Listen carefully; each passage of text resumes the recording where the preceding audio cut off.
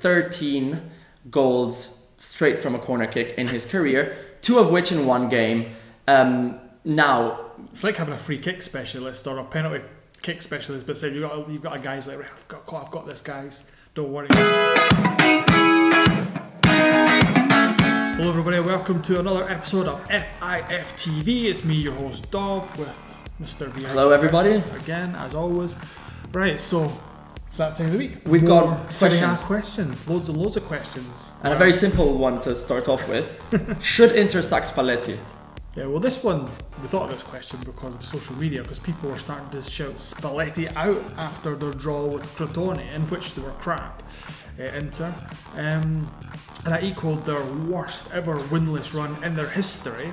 So things have kind of went from being great at the start of the season to being pretty crap now. Which is something that's happened in recent years with Mancini. Even last season, if you think about Pioli's run and then how it ended. Yeah.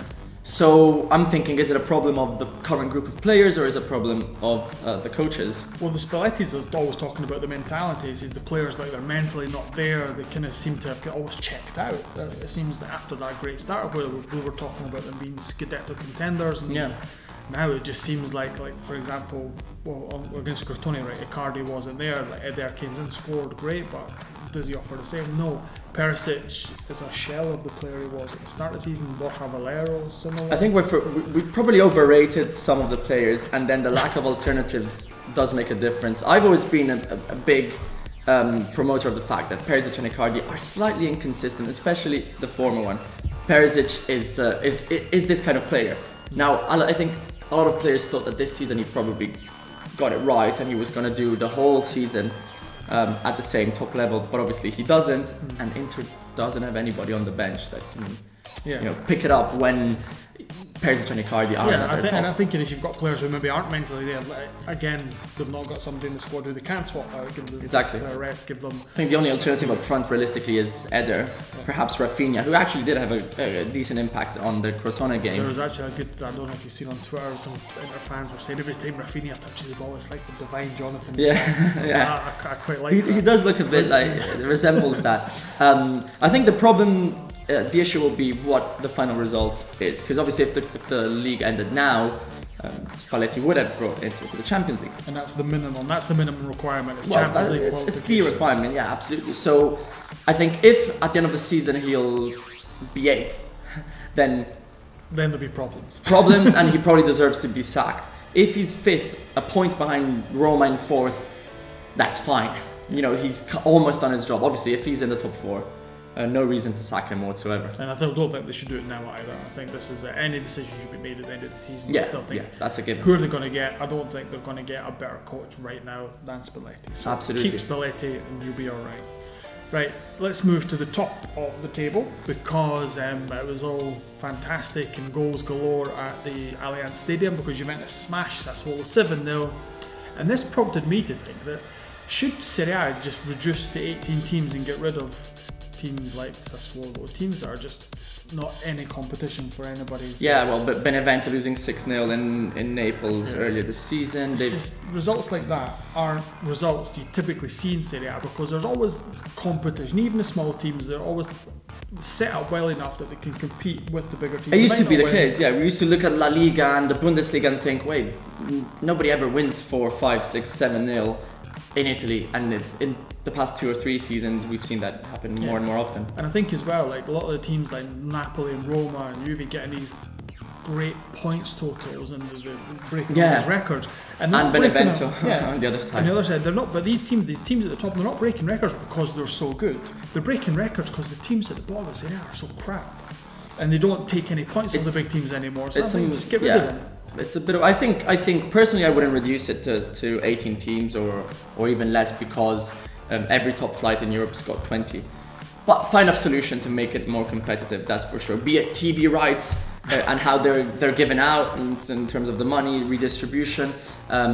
We had a good suggestion. I'd love to see playouts. So the bottom 2 to be relegated, and then from the 15th to the 18th. Playing semi-finals and finals to see who stays up and who goes down. that would involve a bit more teams that are not currently completely safe, like, you know, Bologna, Chievo, to look back and be like, you know, we're still in it somehow. But it's just suggestions. I wouldn't reduce it to 18 teams. What is true is that there's teams in Serie A currently who are just not good enough. Yeah, exactly. They shouldn't be there. So that a little suggestion. We're going to go into this further on Forza Time Football at the end of the season. But what do you think? Should we get down to 18 teams? Should we change some structures? What could we do realistically? Because obviously, the way that the teams vote for things, you're maybe not going to get a redistribution of TV rights and stuff like that. So what do you think? How would you sort it? Right. And that brings us on nicely to what's the difference between Juventus and Napoli? Well, at 1 point at the moment. Oh yeah, obviously. He's good. But what's the difference in terms of the squads, in terms of the teams? How are these two teams different? Well, they're we could separate them. The absolute opposite right now in terms of there's a team that always playing with the same formation in terms of starting 11 and system, that's Napoli, and that want to make spectacular football their brand. On the other hand, there's Juventus, their brand is results, getting goals, yes, to win the game. Of course, the Sassuolo game is a bit of a bracket in that sense. They scored 7, and then they have often rotated, and they've changed systems really often. What we've noted though before starting today is there's a difference in terms of substitutes. Yeah. We've seen that Napoli have a lot of substitutes in midfield, whereas Juventus have got a lot more options up front. So, you know, take Mertens, his injury, Matuidi's injury, both of them are losing an absolute fundamental component of the team. Whereas Juve can handle it more than Napoli can. Juve can take the bump and then change formation or just put somebody else in that'll do a good enough job. Whereas Napoli, if you take Mertens out of that team, what do you do? Yeah. Where are the goals coming from? Then there's a problem there. Obviously, like Milik is supposed to be that cover guy, but he should be can't coming back soon. He can't stay fit for more than 2 weeks, so that's a problem. So I think for me, there's the difference for me is that Juventus have a squad that they can rely on and rotate and move players around, whereas Napoli, they've got an 11 almost. And then as soon as you take a component of 11, then there's problems. They've clearly got options with Rog, Zielinski and Diawara in the middle. The defence, they're struggling a little bit. In defence, obviously, they've lost Goulam, they brought in Mario Rui, fine, but it's not the same.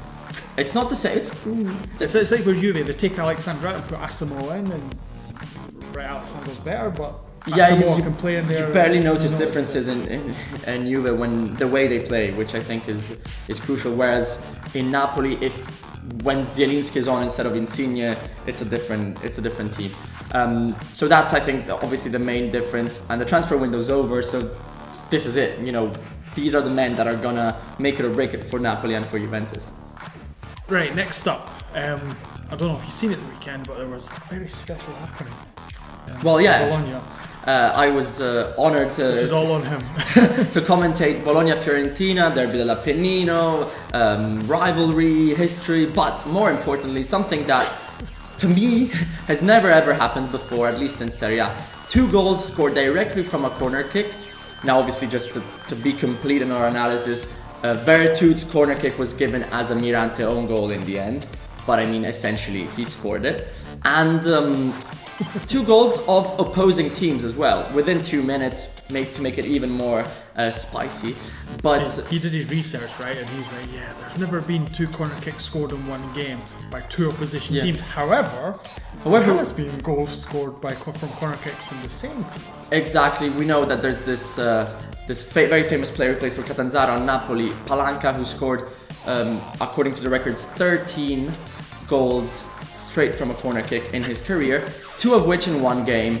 Now, it's like having a free kick specialist or a penalty kick specialist, but saying you've got a guys like, I've got this, guys. Don't worry, this will be your goal. Exactly. Obviously, there's been other examples: Recoba, Maradona, Papu Gomez a couple of years ago.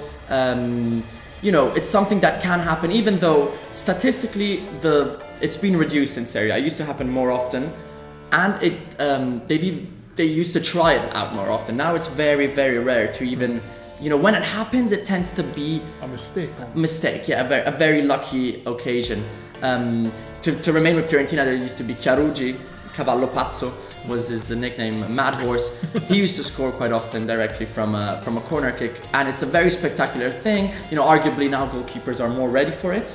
They're more athletically prepared to do saves. But Chiarugi himself was interviewed speaking about Veretu's goal, and he basically said, you know, it's a lot easier today with these new balls. Like, you can give them the direction. Yeah. He was like, you know what, at my time, he used to play in the 60s and 70s. He was like, it was already something special to get it in the box, you know, to reach the box. So we just found this extremely interesting thing of scoring directly from a corner kick. And, you know, who knows when it's going to happen again, to be honest. Exactly, like we'll give it another 20 years and then it will happen again. Right, and then last but by no means least, let's go to Rome, because they beat Verona. They are goal in about 40 odd seconds, which is I think the fastest goal from Roma this season since a few years ago anyway, from Cengiz Under.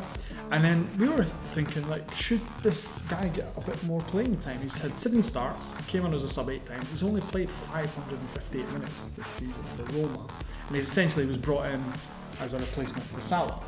Yeah, basically, So you know, should he be on the park? he's one of the most interesting prospects in Turkish football. Fatih Terim said, you know, invest on him, it's worth it. The price tag wasn't even great, around 15 million euros for an 18-year-old.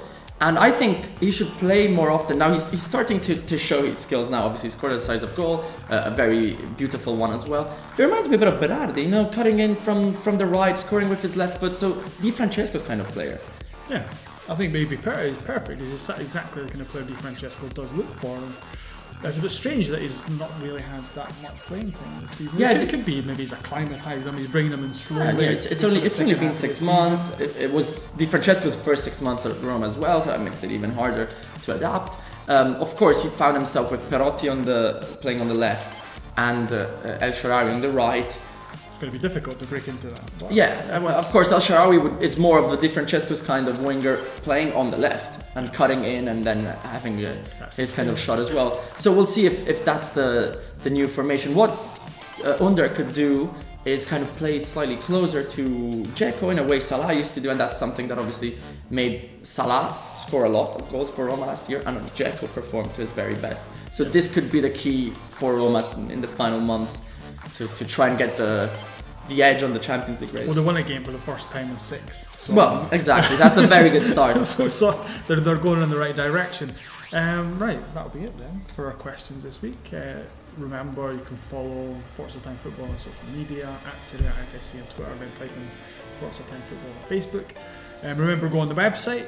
There's some wonderful stuff on there, so go and check that out. You get Vieri's Team of the Week. Exactly, and Under is in it, of course. He's in it, yeah, of course. What else? Mug, the buy a mug.